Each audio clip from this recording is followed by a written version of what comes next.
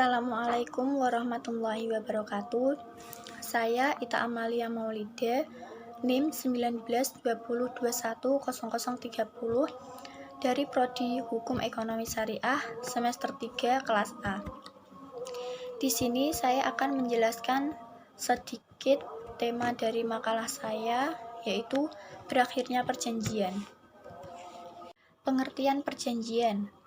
Ada dua teori yang membahas tentang pengertian perjanjian. Menurut teori yang lama, perjanjian adalah perbuatan hukum berdasarkan kata sepakat yang menimbulkan akibat hukum. Sedangkan menurut teori baru yang dikemukakan oleh Van Dun, perjanjian adalah suatu hubungan hukum antara dua pihak atau lebih berdasarkan kata sepakat untuk menimbulkan akibat hukum. Syarat-syarat perjanjian. Di sini syarat-syarat perjanjian ada 4, yaitu adanya penawaran dan penerimaan, adanya persesuaian kehendak, adanya konsiderasi atau prestasi, adanya kewenangan hukum para pihak, dan pokok persoalan yang sah. Asas-asas perjanjian ada 3. 1. Asas konsensualisme atau kesepakatan.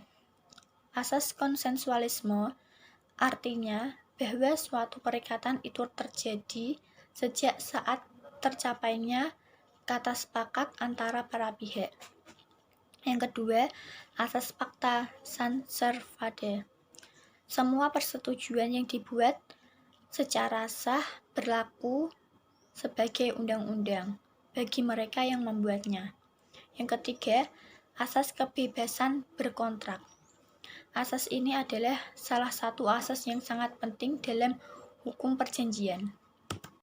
Berakhirnya suatu perjanjian. Menurut R. Setiawan, suatu perjanjian dapat berakhir karena ditentukan dalam perjanjian oleh para pihak. Ini berarti perjanjian akan berakhir apabila telah melampaui jangka waktu tertentu. Undang-undang menentukan batas berlakunya suatu perjanjian, kemudian para pihak atau undang-undang dapat menentukan bahwa dengan terjadinya suatu peristiwa tertentu, maka perjanjian akan dihapus. Misalnya, jika salah satu orang meninggal, atau perjanjian pemberian kuasa, atau perjanjian kerja.